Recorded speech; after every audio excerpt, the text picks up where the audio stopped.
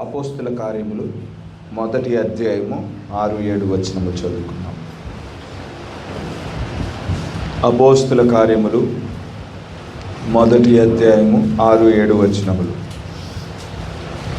కాబట్టి వారు కూడి వచ్చినప్పుడు, ప్రభువా, ఈ కాలమందు ఇజ్రాయేలునకు రాజ్యమును మరలా అనుగ్రహించదవా అని ఆయనను అడుగగా, ఆయన కాలములను సమయములను తండ్రి తన స్వాధీనమందు ఉంచుకుని ఉన్నాడు, వాటిని తెలుసుకొనుట మీ పని కాదు. అదేవిధంగా తిమోతి రాసిన మొదటి పత్రిక 6వ అధ్యాయము 13వ వచనం. తిమోతికి రాసిన మొదటి పత్రిక 6వ అధ్యాయము 13వ వచనం నుండి, సమస్తమునకు జీవాధారకుడైన దేవుని ఎదుటను పొంతి పిలాతునొద్ద ధైర్యముగా ఒప్పుకొని సాక్ష్యమిచ్చిన క్రీస్తు యేసు ఎదుటను మన ప్రభు అయిన యేసుక్రీస్తు ప్రత్యక్షమగు వరకు నీవు నిష్కలంకముగాను అనింద్యముగాను ఈ ఆజ్ఞను గైకొనవలెనని నీకు ఆజ్ఞాపించుచున్నాను. శ్రీమంతుడును అద్వితీయుడనగు సర్వాధిపతి యుక్త కాలమందు ఆ ప్రత్యక్షతను కనుపరచును. ఆ సర్వాధిపతి రాజులకు రాజును ప్రభువులకు ప్రభువునై ఉన్నాడు. సమీపింపరాని తేజస్సులో ఆయన మాత్రమే వర్షించుచు అమరత్వం గలవాడై ఉన్నాడు. మనుష్యులలో ఎవడునూ ఆయనను చూడలేదు, ఎవడునూ చూడనేరడు. ఆయనకు ఘనతయు శాశ్వతమైన ప్రభావం కలిగి ఉండునుగాక. ఆమేన్. పరిశుద్ధుడా, జీవం కలిగిన దేవా, జీవాధిపతి, స్తోత్రములు తండ్రి, వందనములు యేసయ్య. ఈ రీతిగా మరొక్కసారి ప్రభ పరిశుద్ధ గ్రంథంలో నుండి కొన్ని వాక్య లేఖనాలు చదవటానికి గాను ప్రభ నీవు కృప చూపించావు తండ్రి. అయితే మేము వాక్య లేఖనాలు చదవగలిగిన వారంగానే ఉన్నాము కానీ తండ్రి, ఈ వాక్యాన్ని ప్రభా యేసయ్య రాయించిన వాడవు నీవే అయి ఉన్నావు ప్రభా. వాక్యం వెనకాల ఉండిన ముఖ్య ఉద్దేశాన్ని ప్రభా గ్రహించటానికి మా గొప్ప దేవుడా ప్రభా యేసయ్య గ్రహింపునిచ్చు వాడవు నీవే అయి ఉన్నావు ప్రభా. మీ వైపే మేము చూచుచున్నాము తండ్రి. నీవే ఈ బలిపీఠం యొద్ద నిలబడమని కోరుచున్నాం తండ్రి. నన్ను వెనక్కి నెట్టి ప్రభా నీవు ముందుకు రమ్మని కోరుచున్నాం ప్రభా. కూడి వచ్చిన మా అందరితో మాట్లాడండి ప్రభా. నీవు మాట్లాడుచుంటుండగా మా కనులు ప్రభా నీవే తెరుచుచున్నందుకు స్తోత్రములు. మా హృదయాలు తెరుచుచున్నందుకు వందనములు. మీ అభిషేకాన్ని మా మీద కృమ్మరించుచున్నందుకు వందనములు తండ్రి. ప్రభువా యేసయ్య, నీవు మాట్లాడిన ప్రతి మాట ప్రభా మేము పట్టుకొని ప్రభువా యేసయ్య మా జీవితాలలో మేము అన్వయించుకోగలిగే కృపను దయచేయండి ప్రభా. మీ మాటలు మా జీవితాలలో నాటబడి నూరంతలుగా ఫలించగలగటానికి ప్రభా నీవే సహాయము దయచేయమని కోరుకుంటూ ఈ చిన్న ప్రార్థన ప్రభు అయిన యేసుక్రీస్తు నామములో అడిగి వేడుకొంచున్నాము. ఆమేన్. దయచేసి కూర్చున్నాను. అన్ని నామముల కన్నా ఉన్నతమైన నామము, ప్రశస్తమైన నామము ప్రభు అయిన యేసుక్రీస్తు అనే ఘనమైన నామానికి మహిమ కలుగును గాక. కూడి వచ్చిన సంఘానికి నా శుభములు.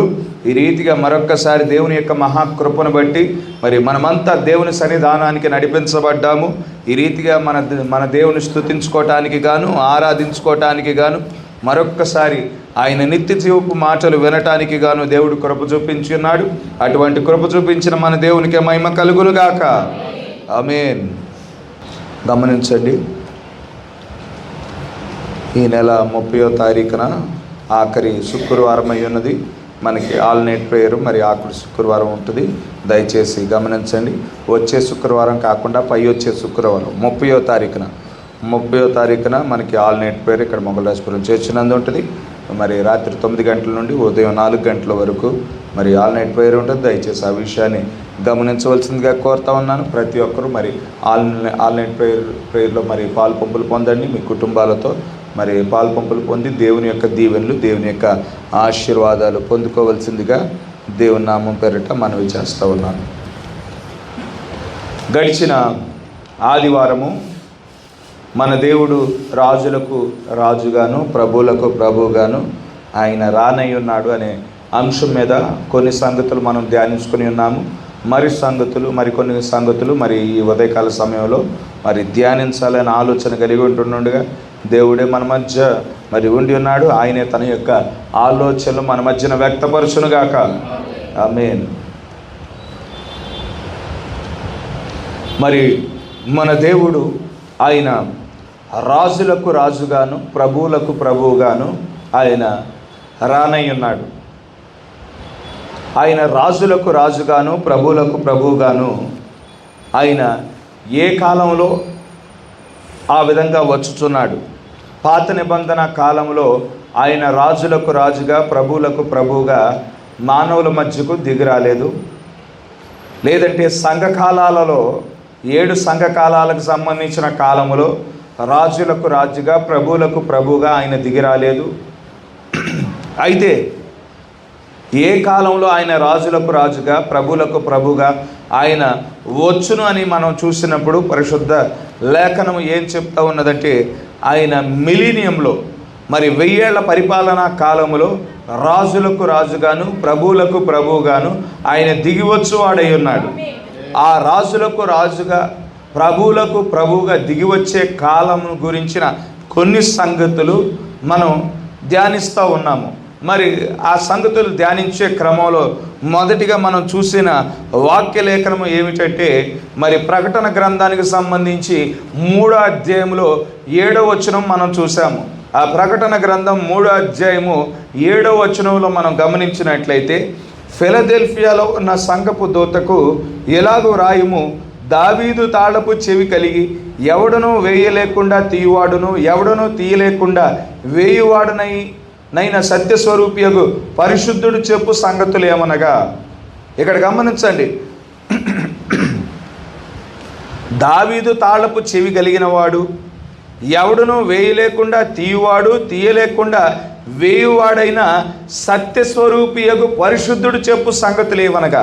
ఇక్కడ సత్యస్వరూపియగు పరిశుద్ధుడు ఎవరో కాదు కానీ ప్రభువు అయిన యేసుక్రీస్తు వారై ఉన్నారు. ఆయన చెప్పుచున్న సంగతుల గురించి ఇక్కడ మాట్లాడబడతా ఉన్నది. మరి అటువంటి ప్రభు అయిన యేసుక్రీస్తు వారు ఇక్కడ ఏం కలిగి ఉన్నాడని ఇక్కడ చెప్పబడతా ఉన్నది అంటే, దావీదు తాళపు చెవి ఆయన కలిగి ఉన్నాడు అని చెప్పబడటం మనం చూడగలుగుతూ ఉండినాము.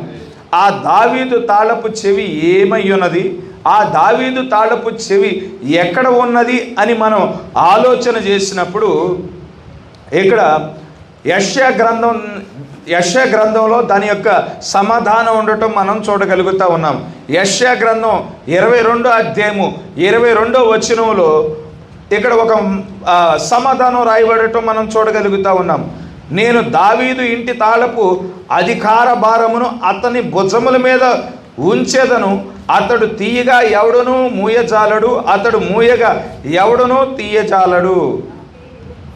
నేను దావీదు ఇంటి తాళపు అధికార భారమును అతని భుజముల మీద ఉంచెదను, తీయగా ఎవడును మూయజాలడు, అతడు మూయగా ఎవడును తీయజాలడు.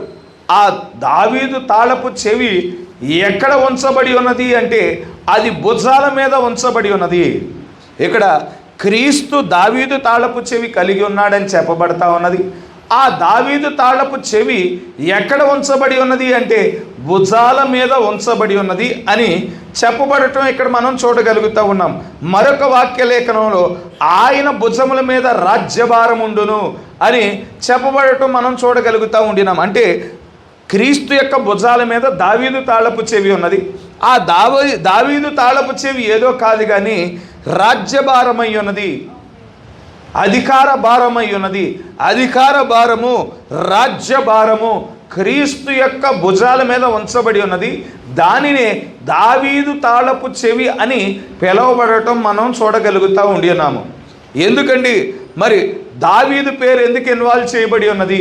ఇక్కడ అధికారము గురించి మాట్లాడేటప్పుడు, మరి రాజ్యభారం గురించి మాట్లాడేటప్పుడు ఎందుకు దావీదు యొక్క పేరు వాడబడతా ఉన్నది, దావీదుతో ముడివేయబడుతుంది అని ఆలోచన చేసినప్పుడు మనం చూసినట్లయితే, దావీదు రాజ్యమును గురించిన వాగ్దానం పొందుకున్న వాడై ఉన్నాడు.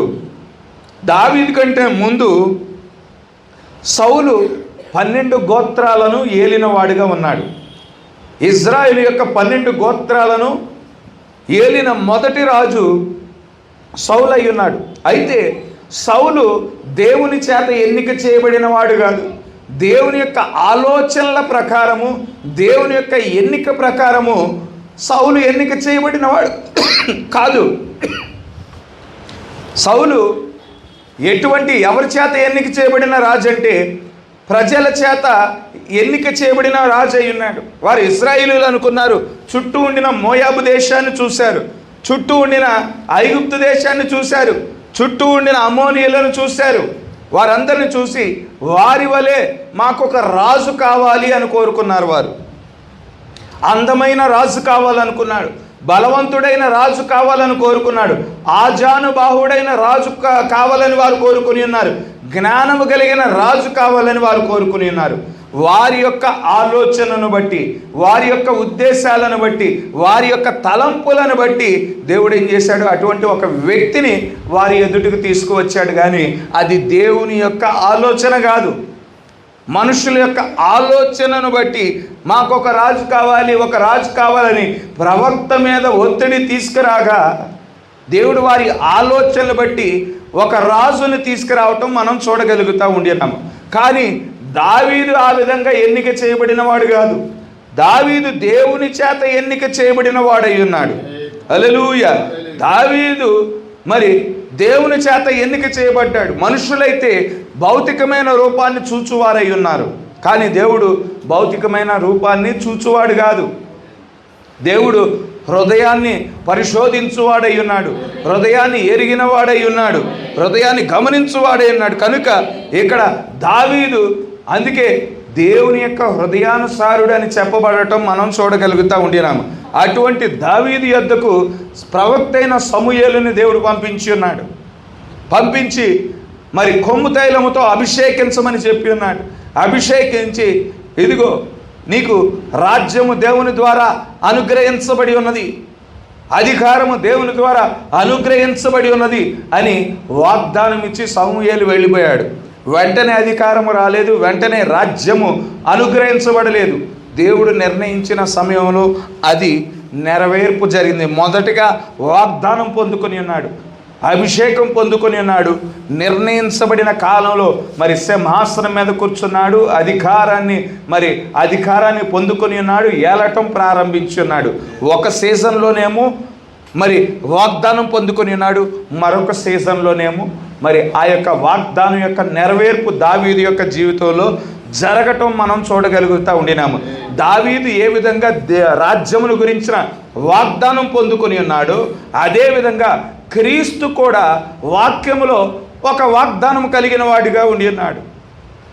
ఆయన మిలీనియంలో, ఆయన 1000 ఏళ్ల పరిపాలనలో ఆయన సమస్త ఈ యొక్క భూమిని స్వాధీనపరుచుకొని వాడై ఉన్నాడు.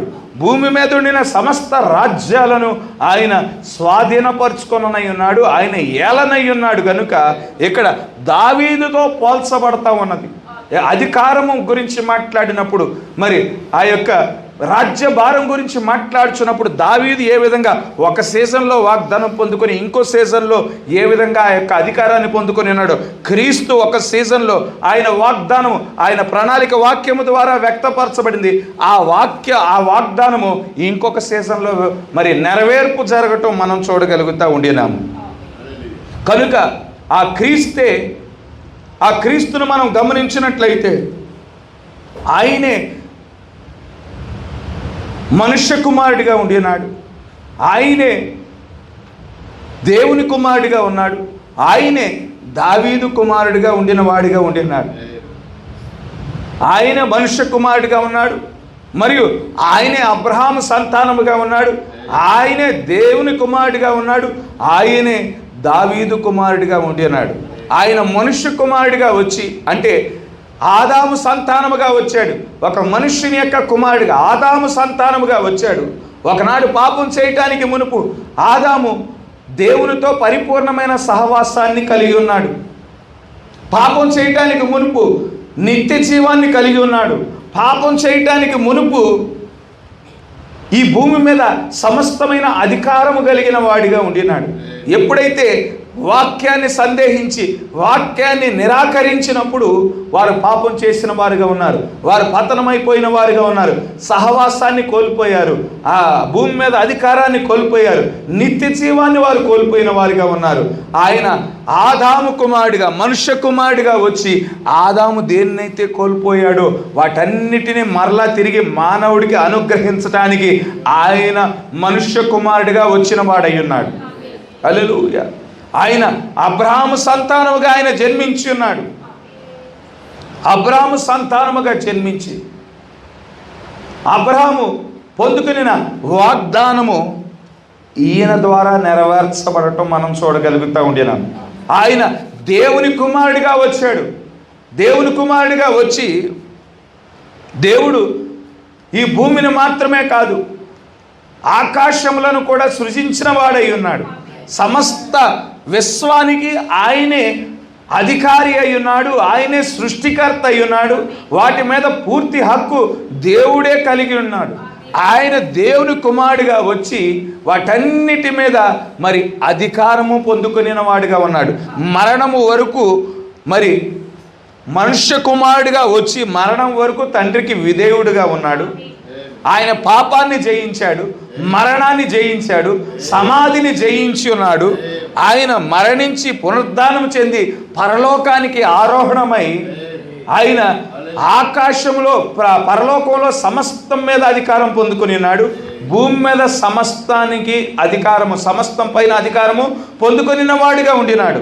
ఆ దేవుని కుమారుడిగా వచ్చి మనల్ని సమస్తానికి తోడి వారసులుగా మనల్ని చేసిన వాడిగా ఉన్నాడు. హల్లెలూయా. అంతేకాకుండా ఆయన దావీదు కుమారుడిగా వస్తూ ఉన్నాడు. ఆయన దావీదు కుమారుడిగా వచ్చి దావీదు ఏ విధంగా రాజ్యం పట్ల వాగ్దానం పొందుకొని ఉన్నాడు, ఆ వాగ్దానము మరి ఈ భూమి విషయమై, ఈ సమస్త రాజ్యముల విషయమై క్రీస్తు వాగ్దానము కలిగిన వాడిగా ఉండినాడు. ఆయన ఈ సమస్త రాజ్యములను స్వాధీనపరచుకొని ఉన్నాడు. ఆయన దావీదు సింహాసనం మీద కూర్చోండి ఉన్నాడు. ఆయన ఆ సింహాసనం పైన మనల్ని కూడా కూర్చుండబెట్టుకొని ఉన్నాడు. హల్లెలూయా. మనం ఆయనతో పాటు పరిపాలన చేయువారముగా ఉండినాము. ఈ సంతానము గురించిన వాగ్దానము గమనించండి. మనుష్య కుమారుడు, దేవుని కుమారుడు, మరి దావీదు కుమారుడు, ఈ కుమారుని గురించిన వాగ్దానము ఏదేను మనములోనే ప్రారంభం అవటం మనం చూడగలుగుతూ ఉండినాము. ఎప్పుడైతే మానవుడు పడిపోయాడు, మానవుడిని దేవుడు విడిచిపెట్టలేదు.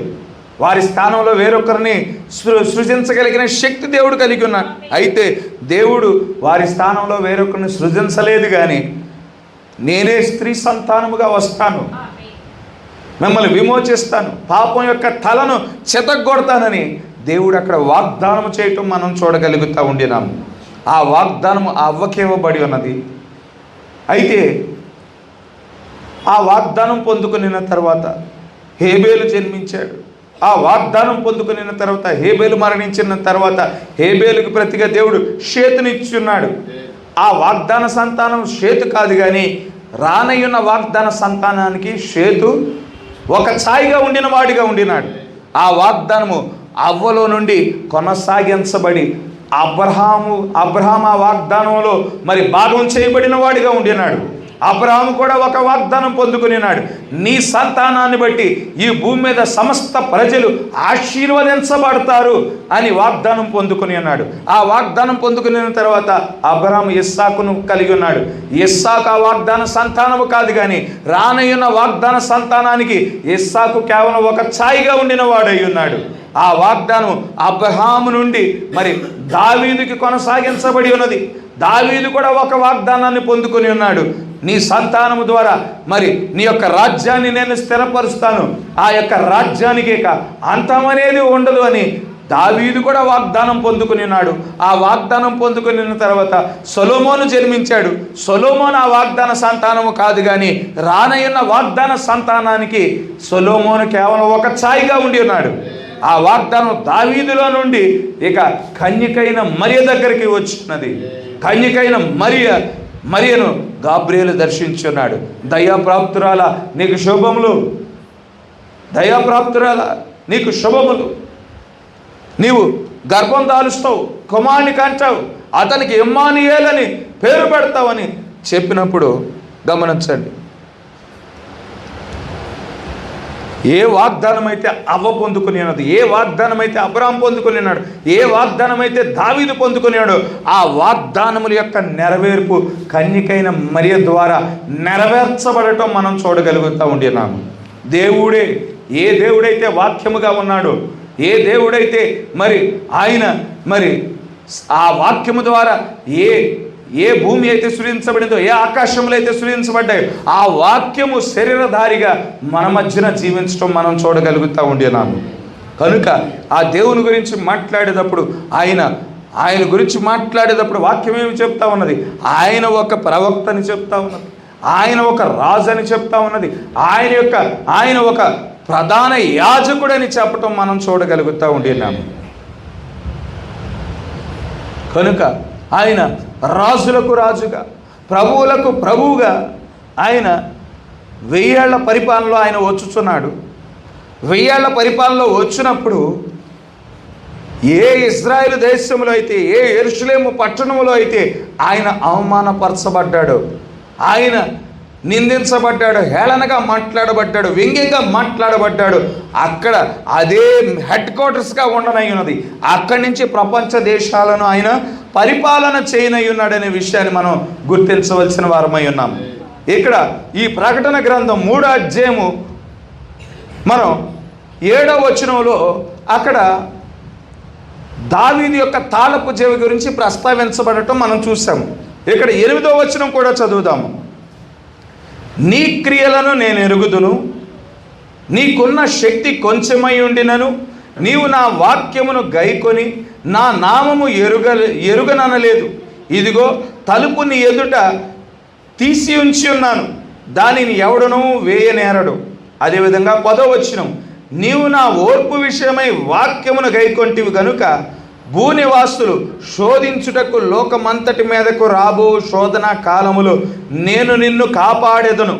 అదేవిధంగా 12వ వచనం, జయించువానిని నా దేవుని ఆలయములో ఒక స్తంభముగా చేసేదను, అందులో నుండి వాడు ఇక మీదట ఎన్నటికి వెలుపలికి పోడు. మరియు నా దేవుని పేరును పరలోకములో నా దేవుని యొద్ద నుండి దిగి వచ్చుచున్న నూతనమైన యెరూషలేమును నా దేవుని పట్టణపు పేరును, నా క్రొత్త పేరును వాని మీద వ్రాసేదను.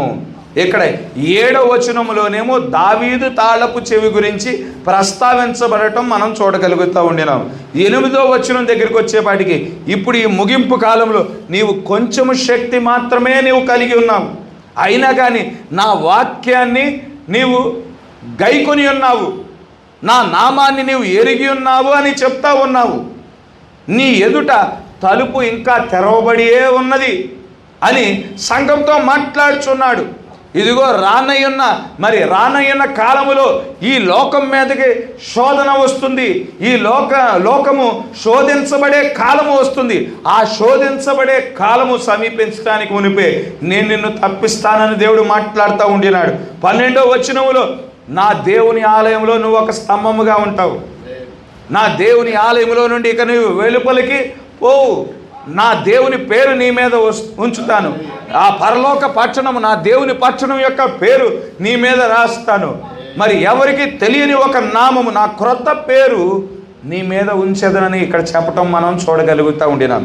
ఇక తర్వాత లవోదిక్య కాలానికి సంబంధించిన వాక్యం దగ్గరకు వచ్చేపాటికి ఆమేన్ అనువాడును, సత్యసాక్షి, దేవుని సృష్టికి ఆది అయిన వాడు చెప్పు సంగతులు ఏమనగానే రాయబడటం మనం చూడగలుగుతూ ఉండినాం. ఇక ముగింపులోనికి వచ్చేస్తూ ఉన్నది. ముగింపులోనికి వచ్చిన తర్వాత సింహాసనం గురించి మాట్లాడబడటం మనం చూడగలుగుతూ ఉన్నాం. సింహాసనం గురించి మాట్లాడటానికి మునిపే దావీదు తాళపు చెవి గురించి మాట్లాడటం మనం చూస్తూ ఉన్నాం. సింహాసనం గురించి మాట్లాడటానికి మునిపే ఇదిగో నా వాక్యాన్ని నీవు గైకొని ఉన్నావు, నా నామాన్ని నువ్వు కాదనలేదు, ఇదిగో నీకు కొంచెం శక్తి మాత్రమే ఉన్నది అని చెప్తా ఉన్నాడు. సింహాసనం గురించి మాట్లాడటానికి మునిపే శోధన కాలము గురించి దేవుడు మాట్లాడుతూ ఉన్నాడు. సింహాసనం గురించి మాట్లాడటానికి మునిపే మన మీద ఉంచబడే నామము గురించి మాట్లాడబడటం మనం చూడగలుగుతూ ఉండినాము. ఇక ముగింపులోకి వచ్చేపాటికి సింహాసనం గురించి ఆయన మాట్లాడుతూ ఉన్నాడు, అధికారము గురించి మాట్లాడుతూ ఉన్నాడు, భారము గురించి, అధికార భారము గురించి ఆయన మాట్లాడటం, మనం ఏలిక గురించి మాట్లాడటం మనం చూడగలుగుతూ ఉండినాము. ప్రకటన 19 దగ్గరికి వెళ్దాము. ప్రకటన గ్రంథం 19వ అధ్యాయము 11వ వచనం.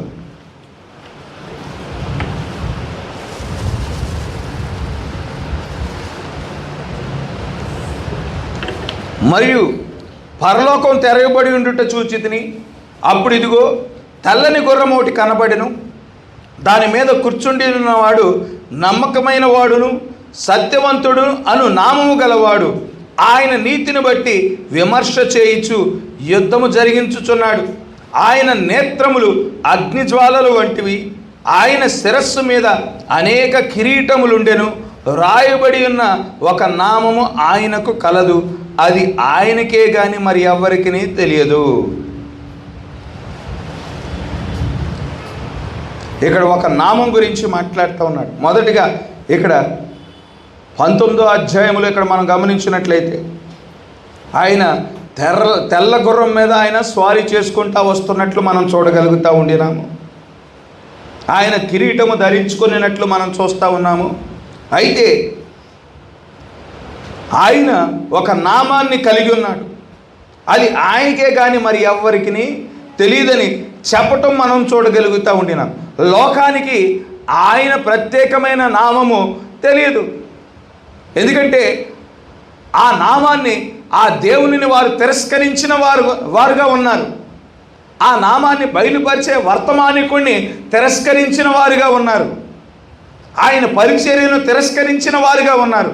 వారికి, లోకస్తులకు ఆయన నామము వారు ఎరుగని వారుగా ఉన్నారు. ఇక్కడ గమనించండి, యేసుక్రీస్తు వారి యొక్క పరిచర్యలను మనం చూసినట్లయితే ప్రకటన 5వ అధ్యాయంలో మనం చూసినట్లయితే ఆయన ఏ విధంగా ఉన్నాడు? ఆయన వధించబడిన గొర్రెపిల్లగా, ప్రకటన 5వ అధ్యాయం దగ్గరకు వచ్చేపాటికి వధించబడిన గొర్రెపిల్లగా ఉన్నాడు. తండ్రి సింహాసనం మీద కూర్చుండిన వాడిగా ఉన్నాడు. ఆయన మన కోసం ఉత్తరవాదం జరిగిస్తూ ఉన్నాడు, మన కోసం మధ్యవర్తిత్వం జరిగించుచున్న వాడిగా ఉన్నాడు. ఆయన ఒక ప్రధాన యాజకుడిగా అక్కడ ఉండిన వాడిగా ఉన్నాడు. తర్వాత ప్రకటన గ్రంథం 19వ అధ్యాయం దగ్గరికి వచ్చేపాటికి ఆయన ఒక ప్రధాన యాజకుడిగా లేడు, వధించబడిన గొర్రెపిల్లగా లేడు. ప్రకటన 19 దగ్గరకు వచ్చేపాటికి ఆయన ఒక రాజుగా ఉండటం మనం చూడగలుగుతూ ఉండినాం. ఆయన ఒక సింహముగా ఉండటం మనం చూడగలుగుతూ ఉండినాం. ప్రకటన 10 దగ్గరికి వచ్చేపాటికి ఆయన ఒక న్యాయమూర్తిగా ఉండిన వాడిగా ఉన్నాడు. 5వ అధ్యాయంలోనేమో ఆయన గొర్రెపిల్లగా ఉన్నాడు. గొర్రెపిల్లగా ఉండి మన నిమిత్తం ఉత్తరవాదం చేస్తున్నాడు, మన నిమిత్తం మరి మధ్యవర్తిత్వం జరిగించుతున్న వాడిగా ఉన్నాడు. 10వ అధ్యాయం దగ్గరకు వచ్చేపాటికి ఆయన ఇక మరి గొర్రెపిల్లగా లేడు కానీ న్యాయమూర్తిగా ఉండినాడు. 19 దగ్గరకు వచ్చేపాటికి ఆయన ఒక రాజుగా ఉండటం మనం చూడగలుగుతూ ఉండినాము. 5వ అధ్యాయం దగ్గరకు వచ్చేపాటికి ఆయన ఏ విధంగా ఉన్నాడు? దేవుని కుమారుడిగా ఉన్నాడు, పరిశుద్ధాత్మగా ఉండి మన మధ్యన మనకి దేవునికి మధ్యన మధ్యవర్తిత్వం జరిగిస్తూ ఉన్నాడు. 5వ అధ్యాయంలో దేవుని కుమారుడిగా ఉండినాడు. 10వ అధ్యాయం దగ్గరికి వచ్చేపాటికి మనుష్య కుమారుడిగా ఉన్నాడు. దేవుని కుమారుని పరిచర్యకు మరి దావీదు కుమారుని పరిచర్యకు మధ్యలో మనుష్య కుమారుడిగా ఆయన దిగి వచ్చిన వాడిగా ఉన్నాడు. అది ప్రకటన 10వ అధ్యాయం అయినది. మనుష్య కుమారుడిగా ఉన్నాడు. ప్రకటన 10లో ఆయన మనుష్య కుమారుడిగా ఉండినాడు. 19 దగ్గరికి వచ్చేపాటికి ఆయన దేవుని కుమారుడిగా ఉండటాన్ని మనం చూడగలుగుతూ ఉండినాం. కనుక ఇక్కడ గమనించండి, 19 దగ్గరికి వచ్చేపాటికి ఇక గొర్రె పిల్లగా లేడు. 19 దగ్గరికి వచ్చేపాటికి ఆయన న్యాయమూర్తిగా లేడు. 19 దగ్గరికి వచ్చేపాటికి ఆయన సింహం వలె ఉన్నాడు, రాజు వలె ఉన్నాడు. అందుకే ఇదిగో దావీదుకు చిగురై ఉన్న యోధా గోత్రపు సింహము 7 ముద్రలను తీసి ఆ గ్రంథమును విప్పుటికై జయం పొందినని నాతో చెప్పినని యోహాన్ రాస్తా ఉన్నాడు. గొర్రెపిల్లగా లేడు. గొర్రెపిల్లను చూద్దామని యోహాను తల పైకెత్తినప్పుడు అక్కడ గొర్రెపిల్ల కనిపించలేదు, కానీ ఎవరు కనిపించారు? అక్కడ యోధా గోత్రపు సింహము కనిపించి ఉన్నది. ఆ యొక్క మరి ముద్రించబడిన గ్రంథాన్ని తీసుకోవటానికి, ఆ ముద్రలు విప్పటానికి ఈ యోధా గోత్రపు సింహము మరి జయం పొందుకొనినట్లు ఇక్కడ యోహాను చెప్పటం మనం చూడగలుగుతూ ఉండినాము. ఎందుకు సింహంతో పోల్చబడ్డాడు? యేసుక్రీస్తు వారు ఎందుకు సింహంతో పోల్చబడిన వాడిగా ఉండినాడు?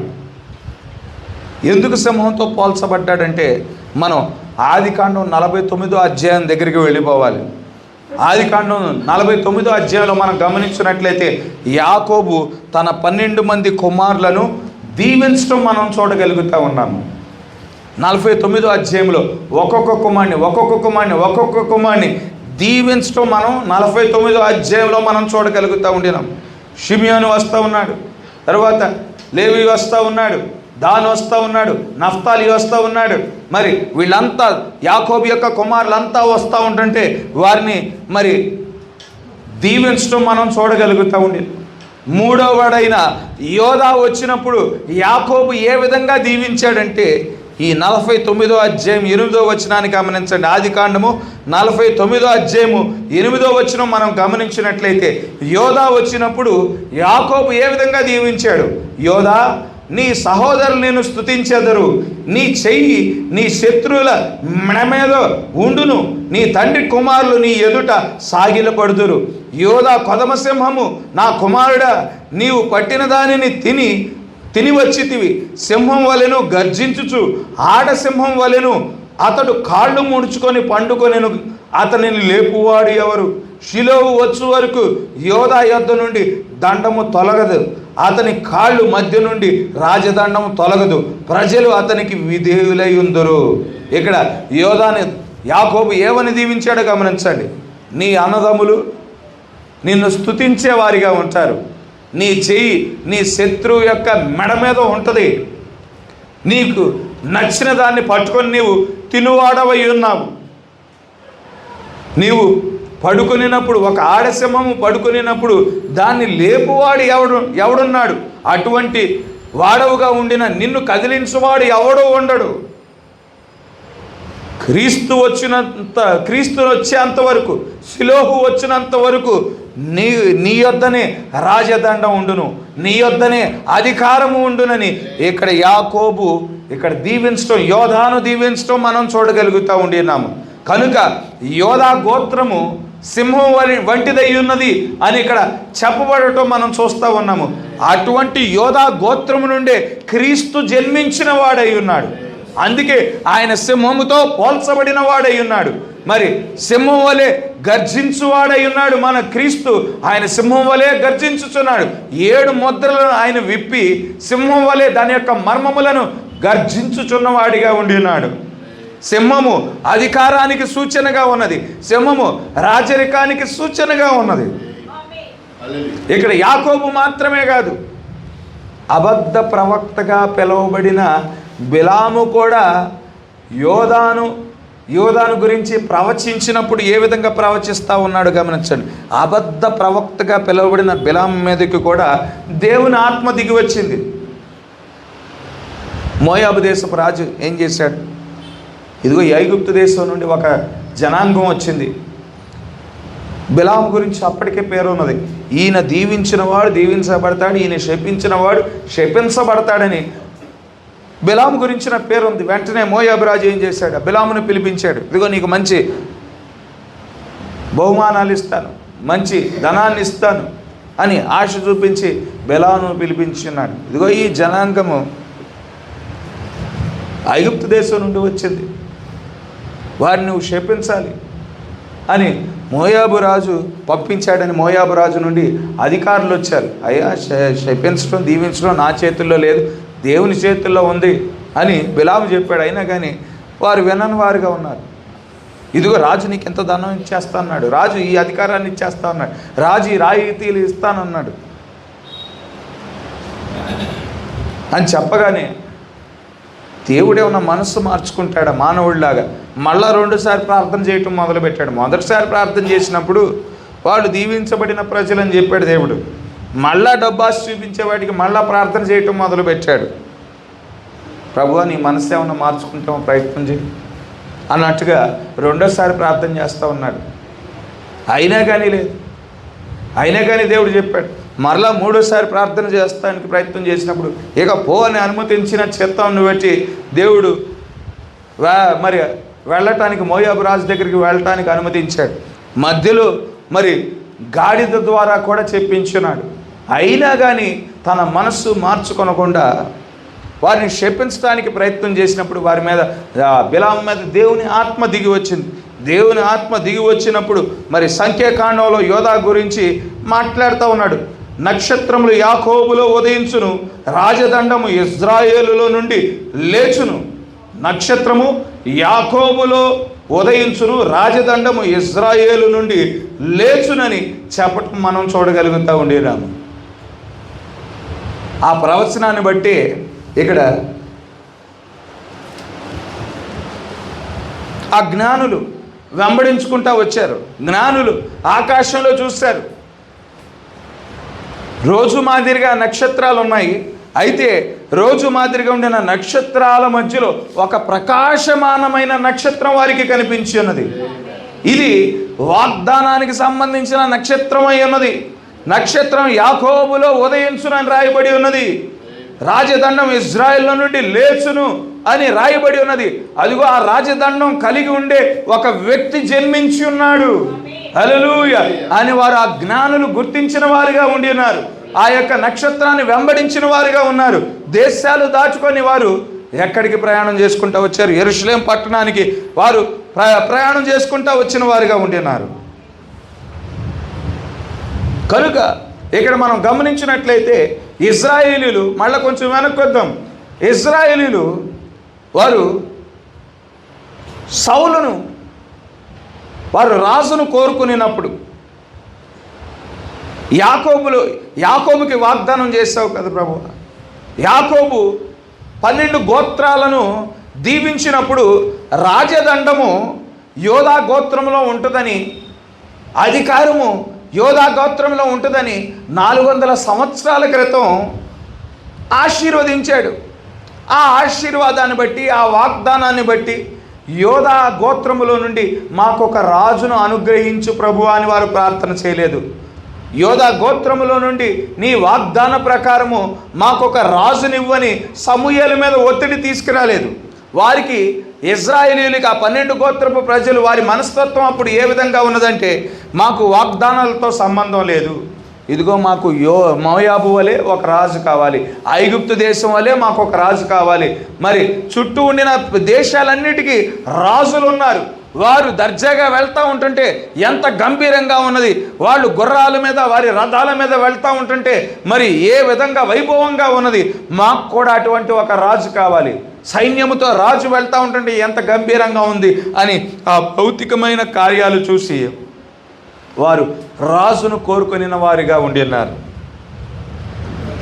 కానీ యాకోబు ఏ వాగ్దానం గురించి ఏ ప్రవచనం అయితే ప్రవచించాడో అది సౌలులో నెరవేర్పు జరగలేదు. ఎందుకంటే అది దేవుని యొక్క ఆలోచన కాదు, దేవుని యొక్క పరిపూర్ణమైన చిత్తం కాదు, కానీ దేవుని యొక్క అనుమతించబడిన చిత్తమై ఉన్నది. కానీ దావీదు దగ్గరికి వచ్చేపాటికి దేవుని యొక్క పరిపూర్ణమైన చిత్తమై ఉన్నది. ప్రార్థన చేస్తూ ఉంటుండగా దేవుడు ఏం చేస్తాడు? మొదట చెప్తాడు, ప్రయత్నం చేస్తాడు. అయ్యా నువ్వు కోరుకునేది సరైనది కాదు అని మొదట మనం ప్రార్థన చేసినప్పుడు ఆయన సమాధానం ఇస్తాడు. అయినా కానీ ప్రభువా నాకు ఇదే కావాలంటే అది దేవుని యొక్క అనుమతించబడిన చిత్తమే అవుతుంది, కానీ పరిపూర్ణమైన చిత్తం కాదనే విషయాన్ని మనం గుర్తించవలసిన వారమై ఉన్నాం. ఏదైనా విషయం గురించి ప్రభువా ఇది నీ చిత్తమేమై ఉన్నది, ఇది నాకు నా జీవితానికి ఉపయోగకరమేనా అని మనం ప్రార్థన చేయవలసిన వారమై ఉన్నాం. నాకు ఇదే కావాలి అని ప్రార్థన చేసినప్పుడు దేవుడు దాని వలన నువ్వు పొందుకునే నెగిటివ్ ఎఫెక్ట్ని దేవుడు చెప్పడానికి ప్రయత్నం చేస్తాడు. అయినా కానీ వినకుండా నాకు ఇదే కావాలి ప్రభు అని ప్రార్థన చేస్తే సరే అని దేవుడు అనుమతిస్తాడు. దాని వలన మనకి ఇబ్బందే కలుగుతూ ఉన్నది, కానీ దానివల్ల ఉపయోగం కలగదు. కనుక దేవుని యొక్క చిత్తం ఏమిటో మనం తెలుసుకోవాల్సిన వారమై ఉన్నాం. ఏదైనా మనం కోరుకునేటప్పుడు ప్రభువా ఇది నా జీవితానికి మంచిదా, ఇది నా జీవితానికి ఆత్మీయంగా నన్ను సరైన మార్గంలోనే ఉంచుతుందా, ఇది కోరుకున్న కార్యాన్ని, ఈ కోరుకున్న కార్యము నన్ను ఆత్మీయంగా బలహీనపరచకుండా ఉంటుందా అని మనం ముందుగా దేవుని యొక్క ఆలోచన తెలుసుకోవాల్సిన వారమై ఉన్నాం. ఎందుకంటే ఆయన ఆది నుండి అంతం వరకు ఆయన సమస్తాన్ని ఎరిగి ఉండిన దేవుడు అయి ఉన్నాడు. ఏదైతే నాకు ఆత్మీయంగా నేను ఏ కార్యమైతే బలహీనంగా మరి చేయును ఆ కార్యము నా దగ్గర నుండి తీసివే ప్రభు, అది నాకు ఇవ్వద్దు ప్రభు, నన్ను ఆత్మీయంగా బలపరిచే కార్యమే నాకు చేయి ప్రభు అని ప్రార్థన చేయవలసిన వారమై ఉన్నాం. ఇక్కడ గమనించండి, దావీదు దగ్గరికి వచ్చేపాటికి అది దేవుని యొక్క పరిపూర్ణమైన చిత్తమై ఉన్నది. కనుక ఆ పరిపూర్ణమైన చిత్తం దేవుడు జరిగించే సమయంలో యాకోబు ప్రవచించిన ఆ ప్రవచనం యొక్క నెరవేర్పు జరుగుతూ ఉన్నది. యాకోబు ఏం చెప్పాడు? యోధా షిలోహు వచ్చినంత వరకు యోధా యొద్ద రాజదండం ఉంటుంది. యోధా దగ్గరే అధికారం ఉంటుందని యాకోబు ప్రవచించిన వాడిగా ఉండినాడు. కనుక ఇక్కడ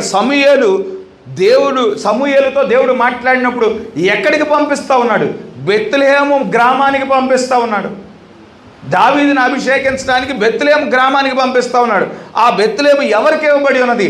యోధా గోత్రానికి సంబంధించిన ప్రజలకి ఇవ్వబడి ఉన్నది. హల్లెలూయా. బెత్లెహేము అనగానే వెంటనే మనకి ఏం గుర్తొస్తుంది? బెత్లెహేము అనగానే మనకి రూతు మరియు బోయాసు గుర్తొస్తారు. ఆ యొక్క బెత్లెహేము గ్రామానికి నయోమి మరియు రూతు ఏ కాలంలో వచ్చారు? కోత కాలంలో వారు బెత్లెహేము పట్టణానికి వారు వచ్చిన వారిగా ఉన్నారు. అదే బెత్లెహేముకు సంబంధించిన వాడు మరి ఈ యొక్క బోయాస్ అయి ఉన్నాడు. కోత కాలంలో ఆ పంట యొక్క యజమానుడు బోయాస్ అయి ఉన్నాడు. అదే బెత్లెహేముకు సంబంధించిన మరొకరు ఎవరు అంటే మరి ఆ యొక్క సల్మాను మరియు ఆమె ఎవరు? రహాబ్. సల్మాను మరియు రహాబ్ అయి ఉన్నారు. రూతు బోయాసు బెత్లెహేము సంబంధించిన వారై ఉన్నారు. సల్మాను మరియు రహాబు ఆ యొక్క బెత్లెహేముకు సంబంధించిన వారై ఉన్నారు. ఇక్కడ బెత్లెహేము దగ్గర నుండి రాజదండం వెళ్తా ఉన్నది అంటే ఆ రాజ అధికారానికి, ఆ రాజదండానికి, ఆ రాజరికానికి సంబంధించి అన్యులతో కూడా ముడిపడి ఉన్నదనే విషయాన్ని మనం గుర్తించవలసిన వారమై ఉన్నాం. హల్లెలూయా.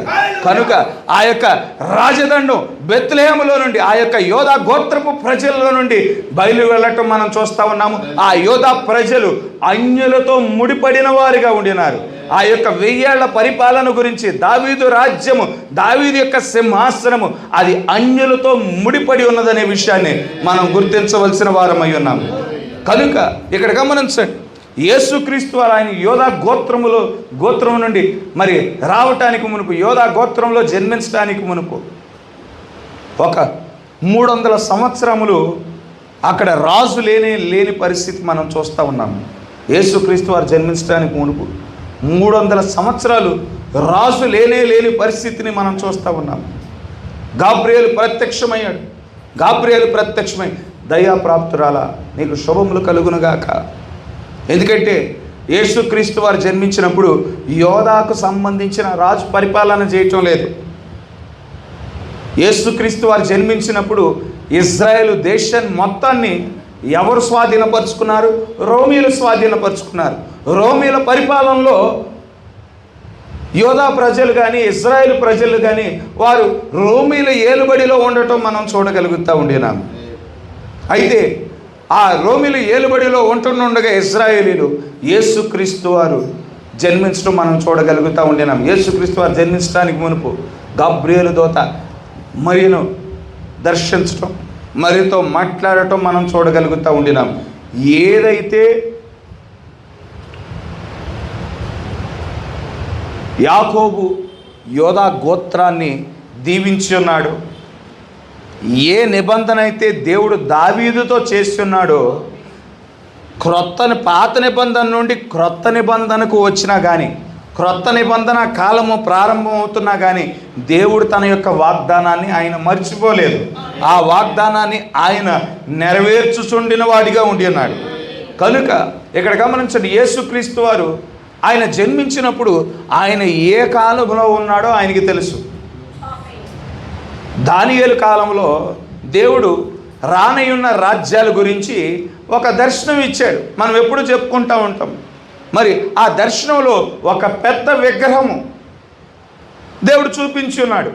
ఆ విగ్రహం యొక్క తల భాగము బంగారముతో చేయబడుట, ఆ విగ్రహం యొక్క ఛాతి భాగము వెండితో చేయబడి ఉన్నది, ఆ విగ్రహం యొక్క నడుము భాగము ఎత్తడితో చేయబడి ఉన్నది, ఆ విగ్రహం యొక్క మరి నడుము నుండి తొడల వరకు ఉండిన భాగము ఎత్తడితో చేయబడటం, ఆ యొక్క ఇనుముతో చేయబడటం, మరి ఆ మోకాళ్ళ నుండి మరి క్రింద భాగము అరికాళ్ళ భాగము ఇనుము మరియు మట్టి యొక్క కలయికతో చేయబడటం మనం చూడగలుగుతూ ఉండినాం. బంగారము, వెండి, ఎత్తడి, ఇనుము మరియు మట్టి యొక్క కలయికతో చేయబడటం ఆ దర్శనంలో మరి దేవుడు చూపించిన ఆ దర్శనాన్ని రానయ్యున్న రాజ్యముల గురించి, అన్య రాజ్యముల గురించిన దర్శనము చూపించబడినప్పుడు, దేవుడు చూపించినప్పుడు ఈ యొక్క సంగతులన్నీ దేవుడు చూపించాడు. ఒక విగ్రహాన్ని చూపించాడు. ఆ విగ్రహం బంగారంతో చేయబడింది, వెండితో చేయబడింది.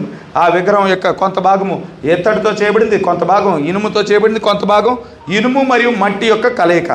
అయితే ప్రభువైన యేసుక్రీస్తు వారు జన్మించినప్పుడు ఆయనకు తెలుసు, నేను బంగారానికి సంబంధించిన కాలంలో జన్మించలేదు.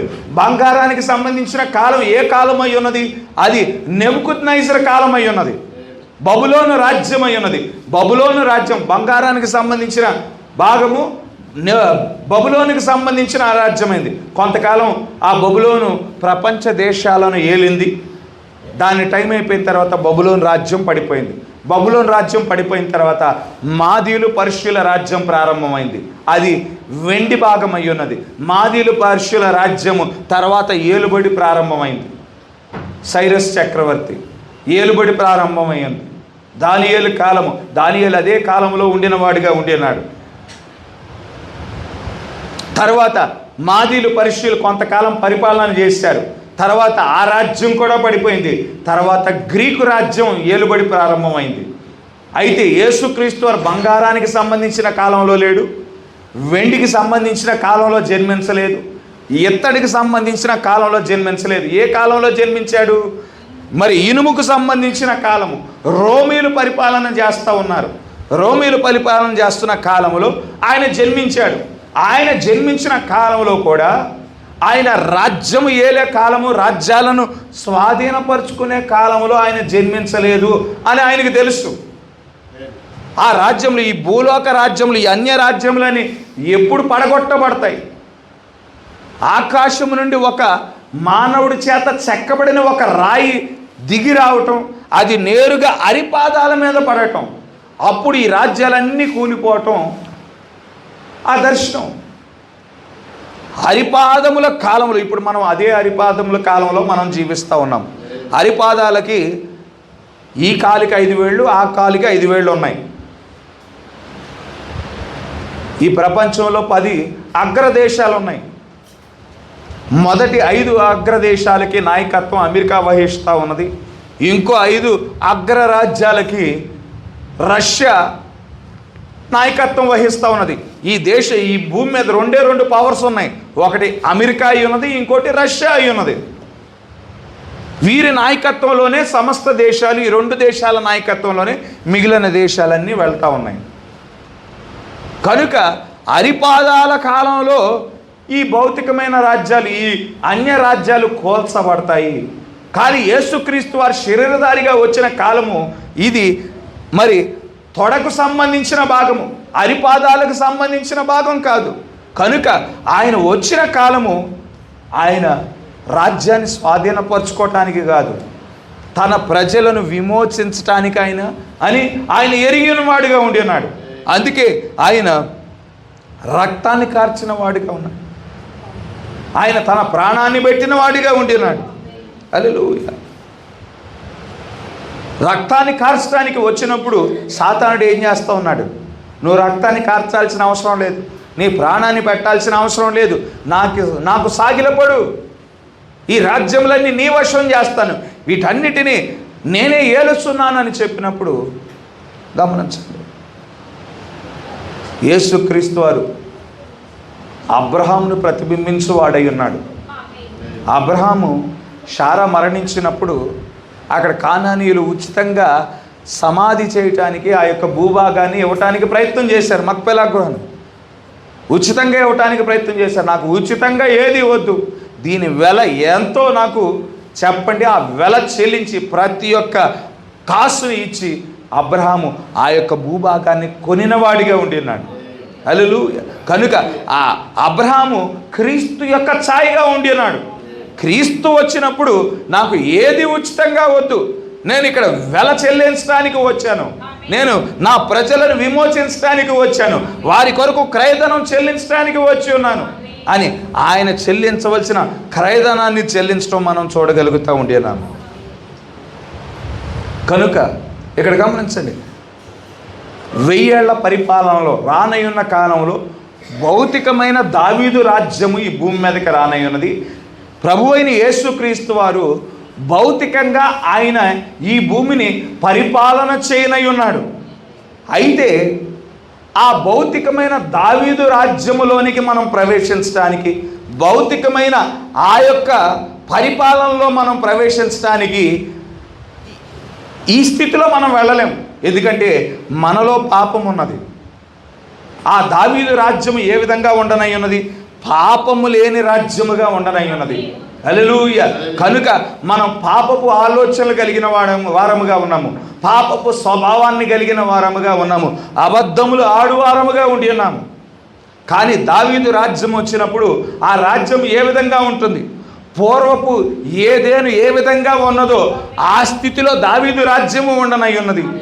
పూర్వము ఎటువంటి నాగరికత ఉన్నదో, అవ్వ ఆదాములు పాపం చేయటానికి మునుపు ఎటువంటి నాగరికత ఉన్నదో ఆ నాగరికత దావీదు రాజ్యములో ఉండనై ఉన్నది. విశ్వాసపు నాగరికత, బుద్ధి జ్ఞానములతో కూడిన నాగరికత కాదు, విద్య విజ్ఞానముతో కూడిన నాగరికత కాదు, కానీ విశ్వాసముతో కూడిన నాగరికత ఆ దావీదు రాజ్యములో ఉండనై ఉన్నది. కనుక ఆ దావీదు రాజ్యంలో మనం ఈ స్థితిలో మనం వెళ్ళలేము. ఈ శరీరాలతో మనం వెళ్ళలేము. ఈ శరీరంలో రోగాలు ఉన్నాయి, ఈ శరీరంలో వ్యాధులు ఉన్నాయి, ఈ శరీరంలో వృద్ధాప్యం ఉన్నది, ఈ శరీరంలో మరణం ఉన్నది. ఈ శరీరాలతో, శపించబడిన ఈ శరీరాలతో, మరణ శాసనం కలిగిన ఈ శరీరాలతో ఆ దావీదు రాజ్యంలోనికి మనం ప్రవేశించలేము. కానీ పాపం చేయటానికి మునుపు ఆదాము ఏ శరీరాలు అయితే కలిగి ఉన్నాడో ఆ శరీరాన్ని, ఆదాము ఏ శరీరం అయితే కలిగి ఉన్నాడో ఆ శరీరంతో మనం జీవించవలసిన వారమై ఉన్నాం. ఎందుకంటే వారికి మరణం లేదు, వారికి ఆకలి లేవు. ఆఖరికి ఇప్పుడు మనం చూసినట్లయితే ఈ భూమి మన నిమిత్తం శపించబడి ఉన్నది. మనం ఏ విధంగా విమోచించబడతామో ఈ భూమి కూడా దావీదు రాజ్యం ప్రారంభమైనప్పుడు భూమి కూడా విమోచించబడుతుందనే విషయాన్ని మనం గుర్తించాలి. ఇక ముళ్ళ పొదలు ఉండవు భూమి మీద, గచ్చ పొదలు ఉండవు భూమి మీద, గురుగులు ఉత్పత్తి చేయదు భూమి, సారవంతమైన పంట ఈ భూమి ఇచ్చేదిగా ఉన్నది. ఇప్పుడు మనం తినే ఆహారము భూమి యొక్క సారవంతమైన పంట కాదు. శపించబడిన తర్వాత కొంచెం మాత్రం దిగుబడి, మనం జీవించడానికి కొంచెం మాత్రం దిగుబడి రావడానికి దేవుడు కృప చూపించాడు. అటువంటి కొంచెము పంటను మనం చూస్తూ ఉన్నాము. ఒకవేళ భూమి సారవంతమైన పంటను ఇస్తే అది ఎంత విస్తారంగా ఉంటుందో ఒకసారి ఆలోచించాలి. కొంచెం విత్తనాలు విత్తినప్పుడు విస్తారమైన పంట భూమి ఇచ్చేదిగా ఉంటుంది ఆ దినాలలో. ఇప్పుడు మనం చూసినట్లయితే గాలి కలుషితమైపోయింది, నీరు కలుషితమైపోయింది, తినే ఆహారము కలుషితమైపోయింది, ప్రతిదీ కల్తీ అయిపోయి ఉన్నది. కానీ అప్పుడు స్వచ్ఛముగా ఉంటాయి, గాలి స్వచ్ఛముగా ఉంటుంది, ఆహారం స్వచ్ఛంగా ఉంటుంది, నీరు స్వచ్ఛముగా ఉంటుందనే విషయాన్ని మనం గుర్తించవలసిన వారమై ఉన్నాం. కనుక ఆ భౌతికమైన దావీదు రాజ్యంలోనికి ప్రవేశించడానికి దేవుడు ఏం చేస్తూ ఉన్నాడు? ఈనాడు మనకి పరిశుద్ధాత్మను అనుగ్రహిస్తూ ఉన్నాడు. పరిశుద్ధాత్మ మొదటిగా మరి ఆత్మీయమైన దేవుని రాజ్యంలోనికి ప్రవేశించడానికి కృప చూపిస్తూ ఉన్నది. పరిశుద్ధాత్మ ఏం చేస్తూ ఉన్నది? పరిశుద్ధాత్మ ప్రతి ఆదివారపు కూడికలో, ప్రతి మంగళవారపు కూడికలో, ప్రతి బుధవారపు కూడికలో మనతో మాట్లాడుతూ ఉండినది. ఎవరిని గురించి మాట్లాడుతూ ఉన్నది? దేవుని గురించిన మాటలు, క్రీస్తు యేసుని గురించిన మాటలు. క్రీస్తు యేసు గురించిన మాటలు విన్నప్పుడు మనలో విశ్వాసము కలుగుతూ ఉండినది. హల్లెలూయా. మనం వెలుచూపు వలన నడిచేవారంగా కాకుండా విశ్వాసం ద్వారా నడిపించబడే వారంగా మనం మార్చబడుతున్నాం. మన ఆలోచనలు ప్రక్షాళన చేయబడుతున్నాయి, మన ఉద్దేశాలు ప్రక్షాళన చేయబడతా ఉన్నాయి, మన తలంపులు ప్రక్షాళన చేయబడతా ఉన్నాయి, మన హృదయాలలో వాక్యము నింపబడతా ఉన్నది. వాక్యపు రూపాన్ని, వాక్యపు పోలికను మనం పొందుకొనిచున్న వారంగా ఉండినాం. హల్లెలూయా. ఆత్మీయంగా దేవుని రాజ్యంలోనికి ప్రవేశిస్తూ ఉన్నాం. భౌతికమైన రాజ్యంలోనికి ప్రవేశించడానికి మనం సిద్ధపరచబడటం ఉంటాం, మనం చూస్తూ ఉండినాం. గమనించండి, అక్కడ పిలాతు యొద్ద యేసుక్రీస్తు వారు ఆయన నిలబెట్టబడ్డారు. నిలబడినప్పుడు ఆయన్ని హేళనగా మాట్లాడారు, ఆయన్ని వ్యంగ్యంగా మాట్లాడారు. ఈయన యూదుల రాజు అంట అని హేళనగా మాట్లాడారు, వ్యంగ్యంగా మాట్లాడారు, అవమానకరంగా మాట్లాడినప్పుడు ఆయన తన ఆలోచనలో ఇంకో 2 రోజులు మీరు ఈ విధంగా మాట్లాడతారు, తర్వాత నేను రాజులకు రాజుగా వస్తాను, ప్రభువులకు ప్రభువుగా వస్తానని ఆయన ఆలోచన చేసి ఉంటాడు. ఏంటండి 2 రోజులు ఏంటండి అని ఆలోచన చేయొచ్చు మీరు. దేవుని దృష్టిలో ఒకరోజు మానవ దృష్టిలో 1000 సంవత్సరాలు అయి ఉన్నది. 2000 సంవత్సరాలలో ఏం ప్రారంభమవుతుంది? 1000 ఏళ్ల పరిపాలన ప్రారంభం అవుతుంది. మానవుల దృష్టిలో 2000 సంవత్సరాలు, నా దృష్టిలో 2 రోజులు. 2 రోజుల్లో 1000 ఏళ్ల పరిపాలన ప్రారంభం అవుతుంది. ఎక్కడైతే నేను అవమానపరచబడ్డానో అక్కడే నేను దావీదు కుమారుడిగా వస్తాను, రాజులకు రాజుగా వస్తాను, ప్రభువులకు ప్రభువుగా వస్తానని ఆయన ఆలోచన చేసి ఉంటాడు. గమనించండి, ఇశ్రాయేలీయులు యేసుక్రీస్తు వారిని తిరస్కరించిన తర్వాత వారు అక్కడ ఇజ్రాయేల్ దేశం నుండి వారు చెదరగొట్టబడిన వారిగా ఉండినారు. 1900 సంవత్సరాలు వారి దేశానికి తిరిగి రావడానికి వారు ప్రయత్నం చేశారు. అయితే దేవుడు వారిని అనుమతించలేదు. యేసుక్రీస్తు వారిని సిలువ వేసిన 37 సంవత్సరాలకి టైటస్ అనే ఒక రోమా చక్రవర్తి వచ్చాడు. నిర్మానుష్యంగా మరి ప్రవర్తించిన వాడిగా ఉండినాడు. నిర్దాక్షిణ్యంగా మారణకాండ ప్రారంభించేశాడు. ప్రాణాలు చేతులు పెట్టుకొని ప్రపంచ దేశాలకు ఇజ్రాయేలీయులంతా పారిపోయారు. తర్వాత మరలా తిరిగి రావడానికి ప్రయత్నం చేశారు, కానీ వారికి సాధ్యం కాలేదు. 1900 సంవత్సరాల వరకు దేవుడు అనుమతించలేదు. 1948వ సంవత్సరంలో 2వ ప్రపంచ యుద్ధం అయిపోయిన తర్వాత తిరిగి వారి దేశానికి రావటం ప్రారంభించారు. వారి దేశానికి వచ్చినప్పుడు అసలైన దేశం కంటే అసలైన దేశంలో కొంత భూభాగం మాత్రమే ఇవ్వబడింది వారికి. మిగిలిన ప్రాంతం అంతా యెహోషువ కాలంలో ఏ విధంగా పోరాడి స్వాధీనపరచుకోవాలో ఇప్పుడు కూడా అదే జరుగుతూ ఉన్నది. ఆ యొక్క వారికి సంబంధించిన దేశాన్ని స్వాధీనపరచుకోవటానికి పక్కనుండిన మహమ్మదీయులతో వారు పోరాడాలి. పక్కనుండిన మహమ్మదీయులతో వారు యుద్ధం చేయవలసిన పరిస్థితి మనం చూడగలుగుతూ ఉండినాము. అయితే వారు వారి దేశానికి ఎందుకు వస్తూ ఉన్నారు? ఎందుకోసం వస్తూ ఉన్నారు? ఎందుకు వెళ్తున్నారయ్యా మీ దేశానికి, మీరు ఎందుకు వెళ్తూ ఉన్నారు అని వారిని అడిగినప్పుడు, మా మెస్సయ్య రానయ్య ఉన్నాడు. ఎంతకాలం మేము అన్యుల ద్వారా తొక్కబడ్డాం, అన్యుల ద్వారా ఇబ్బంది పెట్టబడ్డాం, అన్యుల ద్వారా అణిచివేయబడిన వారముగా ఉన్నాము. మా మెస్సయ్య మాకు విడుదల కలుగజేయనై ఉన్నాడు. మా మెస్సయ్య మాకు రాజ్యాన్ని ఇవ్వనై ఉన్నాడు. మా మెస్సయ్య మాకు స్వతంత్రత ఇవ్వనై ఉన్నాడు అని వారు దేని గురించి మాట్లాడుతూ ఉన్నారు? వారు 2000 సంవత్సరాల క్రితం 1000 ఏళ్ల పరిపాలనలో మాదిరిగా క్రీస్తు వస్తే ఆయన రక్షణ ఇవ్వటానికి వస్తాడని 2000 సంవత్సరాల క్రితం అనుకోలేదు. ఇప్పుడు అదే ఆలోచనలో వారు ఉన్నారు. మా మెస్సయ్య మాకు రాజ్యాన్ని తిరిగి ఇవ్వటానికి వస్తా ఉన్నాడు. ఈసారి నిజంగా ఆయన రాజ్యాన్ని ఇవ్వటాని కోసమే ఆయన వచ్చుచున్నవాడిగా ఉండినాడు. హల్లెలూయా. ఆ మెస్సయ్య కోసం వారు ఎదురు చూచుచున్న వారిగా ఉండినాడు. అయితే గమనించండి, ఆ 1000 ఏళ్ల పరిపాలనలో క్రీస్తు వచ్చినప్పుడు 1000 ఏళ్ల పరిపాలనలో చావు అనేది ఉండదు. మరణం అనేది ఉండదనే విషయాన్ని మనం గుర్తించవలసిన వారమై ఉన్నాము. మానవుల్లో అత్యంత ఎక్కువగా జీవించిన వాడు మెతుషెల అయి ఉన్నాడు. 969 సంవత్సరాలు జీవించాడు. 969 సంవత్సరాలు జీవించినప్పటికీ ఆ 1000 సంవత్సరాల మార్క్ని టచ్ చేయలేని వాడిగా ఉండి ఉన్నాడు. ఎందుకంటే నువ్వు ఏ దినమున పండు తింటావో నిశ్చయంగా ఆ దినమునే నువ్వు మరణిస్తావని దేవుడు చెప్పాడు. భూమి ఆకాశములు గతించిపోనేమో కానీ దేవుని యొక్క మాట నెరవేరక మానదు. కనుక నిశ్చయముగా ఆ దినమునే నువ్వు మరణిస్తావని దేవుడు చెప్పి ఉంటుండగా, ఒక్క దినము దేవుని దృష్టిలో ఒక్క దినము మానవుల దృష్టిలో 1000 సంవత్సరాలు. కనుక మానవుడు ప్రతి ఒక్కడు 1000 సంవత్సరముల లోపే మరణించిన వాడిగా ఉన్నాడు. మెతుషెల ఆ 1000 సంవత్సరాల మార్కుని దగ్గరకు వచ్చాడు. 969 సంవత్సరాలుకి మరణించడం మనం చూడగలుగుతూ ఉండినాం. 1000 సంవత్సరాల మార్కుని టచ్ చేశాడు అనుకోండి, దేవుని యొక్క మాట విఫలమైపోయినట్టే.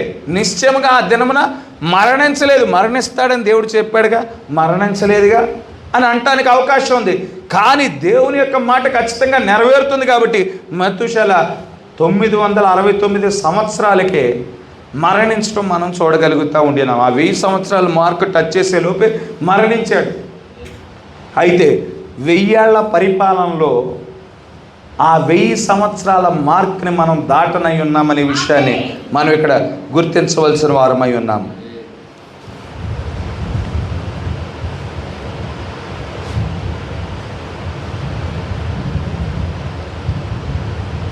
ఇప్పుడు 6000 సంవత్సరాలు గడిచున్నది.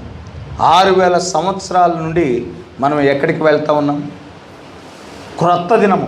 6 దినాలు అయిపోయి ఆరో దినం యొక్క ముగింపులో మనం జీవిస్తూ ఉన్నాం. 6వ దినం యొక్క ముగింపు నుండి 7వ దినమునకు ప్రవేశించడానికి సిద్ధంగా ఉండిన వారముగా ఉండినాం. ఆ 7వ దినం ఏదో కాదు కానీ 1000 ఏళ్ల పరిపాలన. 6వ దినం యొక్క ముగింపులో మనం ఉండిన వారముగా ఉండినాం. ఈ 6వ దినం యొక్క ముగింపులో మనం ఉంటుండగా సమస్తము చిన్న భిన్నం అయిపోయిన పరిస్థితులు మనం చూస్తూ ఉన్నాము. ప్రపంచ దేశాలు చిన్న భిన్నమైపోయిన పరిస్థితులు, ఆర్థికంగా చిన్న భిన్నమైపోయిన పరిస్థితులు, రాజకీయంగా చిన్న భిన్నమైపోయిన పరిస్థితులు, మతపరంగా చిన్న భిన్నమైన పరిస్థితులు మనం చూస్తూ ఉండినాము. దేవుడు ఏం చేస్తూ ఉన్నాడు? సంఘశాఖలో ఉండిన ప్రజలకు మరి మరణముతో మొత్తుకుంటా వస్తూ ఉండి ఉన్నాడు. సమస్త లోక ప్రజలు వారు మరణముతో మొత్తపడతా ఉన్నారు. ఆత్మీయమైన మరణాన్ని పొందుకుంటూ ఉండిన వారుగా ఉండినారు. అయితే ఈ భూమి మీద ఒక చిన్న గుంపు ఉన్నది. వారు ఎటువంటి పరిస్థితిని వారు కలిగి ఉండి ఉన్నారంటే, అక్కడ ప్రకటన గ్రంథంలో మనం చూస్తూ ఉన్నాం. ప్రసవ వేదంతో మరి ఇబ్బంది పడుచున్న ఒక స్త్రీని మనం చూస్తూ ఉన్నాము. ఆ స్త్రీ ఏదో కాదు కానీ వధువు అయి ఉన్నది. హల్లెలూయా. మనం ఎవరి ద్వారా మనం గర్భం దాల్చిన వారమై ఉన్నాము? వాక్యము ద్వారా మనం గర్భం దాల్చిన వారమై ఉన్నాము. హల్లెలూయా. ఆమె ప్రసవించే సమయం వచ్చి ఉన్నది. ప్రసవించే సమయం అంటే ఏదో కాదు కానీ ఏ వాక్యము ద్వారా అయితే మనం గర్భం దాల్చామో ఆ వాక్యాన్ని మనం మన జీవితాల ద్వారా వ్యక్తపరచుటే ప్రసవించే సమయం అయి ఉన్నది. హల్లెలూయా. కన్యకైన మరియా క్రీస్తును ప్రసవించిన తర్వాత ఏం జరిగి ఉన్నది? కన్యకైన మరియా క్రీస్తును ప్రసవించిన తర్వాత అక్కడ హేరోదు ఏం చేశాడు? 2 సంవత్సరాలలోపు బిడ్డలను హతమార్చమని రాజాజ్ఞ జారీ చేయటం మనం చూడగలుగుతూ ఉండినాం. ఎప్పుడైతే మనం వాక్యాన్ని వ్యక్తపరచగలిగే స్థితి మనలో ప్రారంభమైనప్పుడు ఇక్కడ హేరోదు వంటి వారు లేపబడతారు. వధువు మీదకి ఒత్తిడి ప్రారంభమవుతుంది. మనలో ఉండిన వాక్యాన్ని నిరర్ధకము చేయటానికి, మనల్ని మరి వెనక్కి లాగటానికి, వాక్యం నుండి వైతొలగించడానికి వారు మరొకసారి రాజకీయ ఎత్తుగడ ప్రారంభం కానై ఉన్నదనే విషయాన్ని మనం గుర్తించవలసిన వారమై ఉన్నాం. అయితే ఆనాడు సంఘం మీద పరిశుద్ధాత్మ ఏ విధంగా కదిలియాడి యోసేపు కన్యకైన మరియలు వారు ఒక కలను పొందుకునే వారిగా ఉండినారు. ఆ దేశం నుండి తప్పించబడి ఐగుప్తు దేశానికి వారు పంపించబడ్డారు. ఆ కాలంలో ఎన్నిక చేయబడిన సంఘం మీద పరిశుద్ధాత్మ కదిలి ఆడుచుంటుండగా ఈనాడును పరిశుద్ధాత్మ అదే కార్యము చేయును. తన ప్రజల మీద మరి తన ప్రజలను ఆవరించును. తన ప్రజల మీద మరి తన ఆత్మ అల్లాడును. హల్లెలూయా. తన సంఘాన్ని దేవుడు నడిపించువాడై ఉన్నాడు. మరి పరీక్షలలో, శోధనలో, శ్రమలలో ఆయన నిలబెట్టుకొని వాడై ఉన్నాడు. ఒత్తిడి సమయంలో నిలబెట్టుకొని వాడై ఉన్నాడు. హల్లెలూయా. గమనించండి. ఇక్కడ ప్రకటన గ్రంథం 19వ అధ్యాయం ఒకసారి చూద్దామండి. ప్రకటన గ్రంథం 19వ అధ్యాయం 11వ వచనం.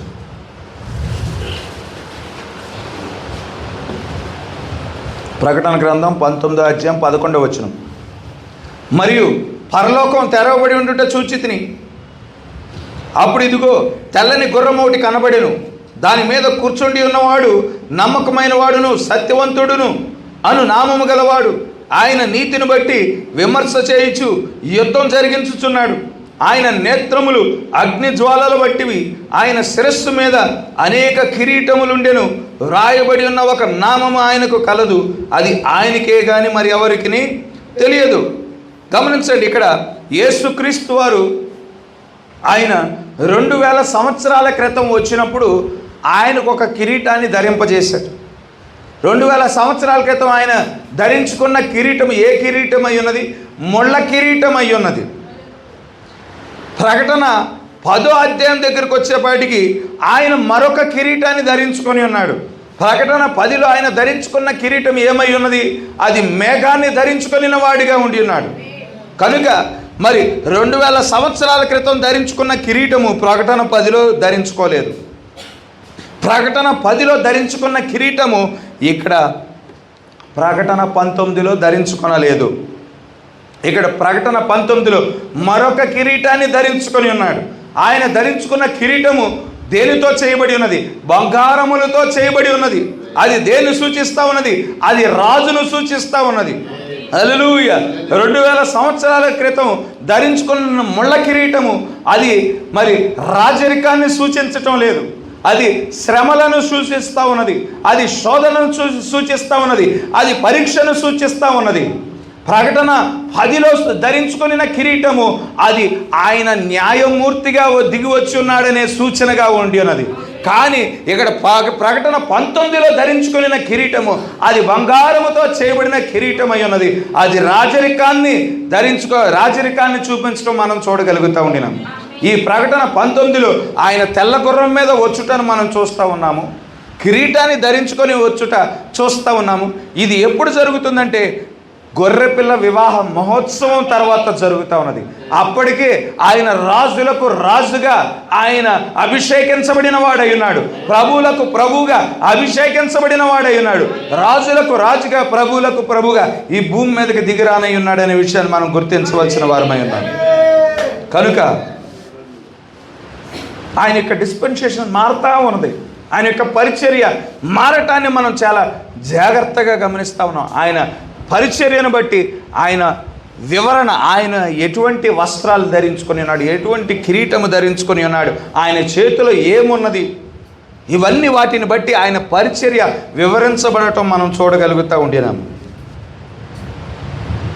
ఆయన మనుష్య కుమారుడిగా వచ్చినప్పుడు ఆ మనుష్య కుమారుని పరిచర్య గురించి ఆయన వివరిస్తూ ఉన్నాడు.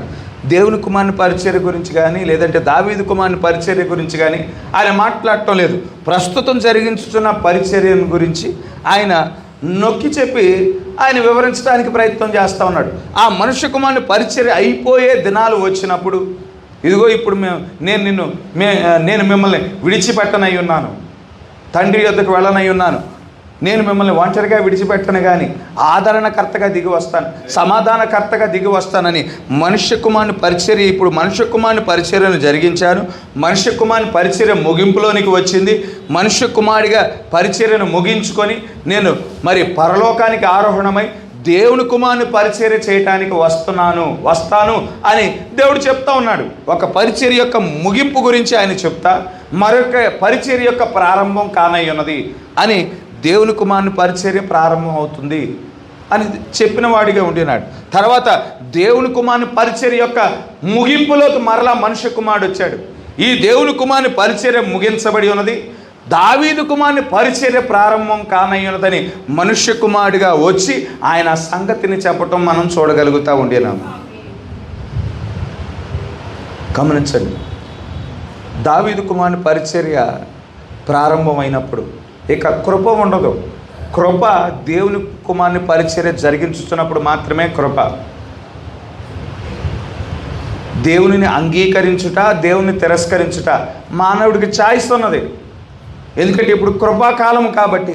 కానీ దావీదు కుమారుని పరిచర్య ప్రారంభమైనప్పుడు ఆయన రాజుగా ఉంటాడు, సమస్తము ఆయన పాదాల కింద ఉన్నాయి. ఆయన చెప్పింది మరి ఏదైనా కానీ ప్రజలంతా లోబడాల్సిందే, ఆయనకి ఎదురు చెప్పే అవకాశం లేదు. హల్లెలూయా. ఆయన ఎదిరించే అవకాశం లేదు, ఆయన హేళన చేసే అవకాశం లేదు, వ్యంగ్యంగా మాట్లాడే అవకాశం లేదు, అవమానపరిచే అవకాశం లేదు. ఇప్పుడు కృపకాలం కాబట్టి యేసుక్రీస్తు వారిని దూషించినా కానీ, ఆయన వ్యంగ్యంగా మాట్లాడినా కానీ దేవుడు మరలా రక్షించబడటానికి అవకాశం ఇస్తూ ఉన్నాడు. బైబిల్ని చింపేసిన వారిని దేవుడు చివరి కాలంలో ఆకర్షించిన సందర్భాలు ఎన్నో ఉన్నాయి. క్రైస్తవులను దూషించిన వారిని, క్రైస్తవులను తిట్టిన వారిని, క్రైస్తవులను హింసించిన వారికి వారి ముగింపు కాలానికి వచ్చేపాటికి దేవుడు కృప చూపించి వాక్యం వైపు నడిపించిన సందర్భాలు ఎన్నో ఉన్నాయి, ఎందుకంటే ఇది కృపకాలం. కానీ దావీదు రాజ్యము ప్రారంభమైన తర్వాత అటువంటి సమయం ఉండదు. ఆయన రాజుగా ఉన్నాడు, సమస్తము ఆయన పాదాల కింద ఉన్నాయి. ఆయన ఏది చెబితే సమస్తము లోబడాల్సిందే, ఎటువంటి అవకాశం లేదు.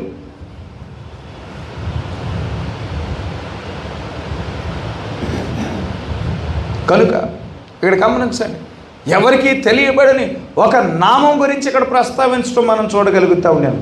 లోకస్తులకు ఆయన నామం తెలియదు, ఎందుకంటే ఆయన తిరస్కరించిన వారిగా ఉండినారు. ఆయన మరి ఆ రహస్యమైన నామాన్ని బయలుపరిచే వర్తమానికుడు వచ్చినప్పుడు ఆ వర్తమానికుడిని తిరస్కరించారు, ఆ వర్తమానాన్ని తిరస్కరించారు. కనుక వారు ఆ వర్తమానాన్ని తిరస్కరించి, ఆ వర్తమానికుడిని తిరస్కరించి ఎవరి ముద్ర కలిగిన వారుగా ఉండినారు? మృగం యొక్క ముద్ర కలిగిన వారుగా ఉండినారు. మృగానికి సాగిలపడతా ఉన్నారు, మృగానికి నమస్కారం చేస్తూ ఉన్నారు. వారు వారి నుదిట్ల మీద దైవదూషణ నామాలు కలిగి ఉన్నారు. మేము మెథడిస్ట్ వారం, మేము బ్యాప్టిస్ట్ వారం, మేము ప్రెస్బిటేరియన్ వారం, మేము పెంతెకోస్తు వారం అని దైవదూషణకు సంబంధించిన నామాలు వారు కలిగిన వారుగా ఉండినారు.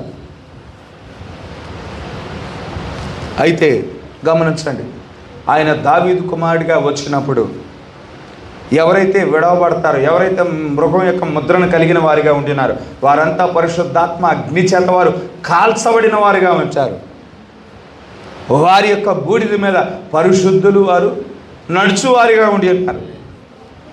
ఎందుకంటే అన్యుల కోసం, ఏ అన్యుల ద్వారా అయితే ఇజ్రాయిల్ దేశం తొక్కబడి ఉన్నదో, ఏ అన్యుల ద్వారా అయితే ఇజ్రాయిల్ హింసించబడ్డారో, ఇజ్రాయిల్ అవమానపరచబడ్డారో, ఈ 2000 సంవత్సరాల చిత్రహింసలు అనుభవించారు ఇజ్రాయిలీలు. అన్యుల ద్వారా హింసించబడ్డారు. హిట్లర్ లాంటి వాళ్ళ వలన, ముసలిని లాంటి వలన, వారి వలన, ఐక్మెన్ లాంటి వారి వలన, ప్రపంచ దేశాల వలన అన్యుల ద్వారా ఇజ్రాయేలీలు వారు త్రొక్కబడిన వారిగా ఉన్నారు, హింసించబడిన వారిగా ఉన్నారు. విడవబడిన అన్యులను దేవుడు హతమార్చటానికి వస్తూ ఉన్నాడు. ఇజ్రాయేలీలు పక్షాన ఆయన నిలబడటానికి వస్తూ ఉంటున్నాడు. ఇజ్రాయేలుని స్వతంత్రులుగా చేయటానికి ఆయన దిగి వచ్చుచున్న వాడిగా ఉంటున్నాడు.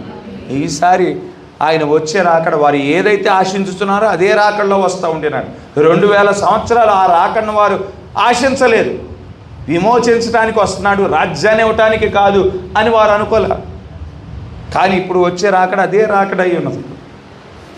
యేసుక్రీస్తు వారు రావటానికి మునుపు మోషే వస్తాడు, ఇజ్రాయేలీలు వస్తారు. ఇదిగో 2000 సంవత్సరాల క్రితం వచ్చింది అదే క్రీస్తు. అయితే ఆయన 2000 సంవత్సరాల క్రితం వచ్చింది విమోచించడానికి, మన కోసం రక్తాన్ని కార్చడానికి. ఎందుకు రక్తాన్ని కార్చాడు? ఎందుకు విమోచించాడు? మనమంతా ఎందుకు బలి అర్పణలు అర్పిస్తూ ఉన్నాం? మన పాపక్షమాపణ నిమిత్తమే కదా. ఆ బలి అర్పణలు ముగించటానికి, ఒక్కసారి ఆయన పరిపూర్ణమైన బలిగా ఉండటానికి ఆయన 2000 సంవత్సరాల క్రితం వచ్చాడు. ఆ 2000 సంవత్సరాల క్రితం వచ్చిన క్రీస్తును మనం తిరస్కరించాము. అయితే ఇప్పుడు దావీదు కుమారుడిగా వస్తాడు, మనల్ని విమోచించనై ఉన్నాడు, మనల్ని స్వతంత్రులుగా చేయనై ఉన్నాడు. ఇక మనం అన్యుల ద్వారా తొక్కబడము అని వర్తమానాన్ని వారు వినిపించువారిగా ఉండినారు. కనుక గమనించండి, ఆయన 19వ అధ్యాయంలో మనం చూసినట్లయితే అప్పటికే గొర్రెపిల్ల వివాహ మహోత్సవం అయిపోయింది. గొర్రెపిల్ల వివాహ మహోత్సవం అయిపోయిన తర్వాత తెల్లటి వస్త్రాలు ధరించుకొని తెల్లటి గుర్రం మీద కిరీటములు కలిగిన వాడిగా ఉండి ఉన్నాడు. ముళ్ళ కిరీటము కాదు, లేదంటే ఆ యొక్క మేఘము ధరించుకోలేదు. ఈసారి బంగారముతో చేయబడిన కిరీటాన్ని ధరించుకుని వాడికి ఉండినాడు. రాజుగా వస్తూ ఉన్నాడు. తన స్వాస్థ్యాన్ని, మానవులకి ఏ స్వాస్థ్యం అయితే ఇవ్వబడినదో ఆ స్వాస్థ్యాన్ని స్వాధీనపరచుకోవటానికి వస్తూ ఉన్నాడు. ఇప్పటిదాకా 6000 సంవత్సరాలుగా సాతానుడు ఏం చేశాడు? దీన్ని సాతాను ఏదైనాగా మార్చేశాడు. వాడు స్వాధీనపరుచుకొని ఉన్నాడు, వాడు పరిపాలన చేసి ఉన్నాడు. అయితే 2000 సంవత్సరాల క్రితం ఆయన రక్తముతో ఈ స్వాస్థ్యాన్ని కొనినవాడిగా ఉండినాడు. దేనినైతే కొనినవాడిగా ఉండినాడు దాన్ని స్వాధీనపరచుకోవటానికి కిరీటాన్ని ధరించుకొని హక్కుపత్రాన్ని కలిగి ఉండి ఆయన దిగి వచ్చుచుంటుండగా ఆయన రాజ్యము నెలకొల్పబడును. ఇక ఆ రాజ్యానికి అంతమనేది ఉండదు. దావీదు రాజ్యము ఇక యుగ యుగములు స్థిరపరచబడుననే విషయాన్ని మనం ఇక్కడ గుర్తించవలసిన వారమై ఉన్నాము.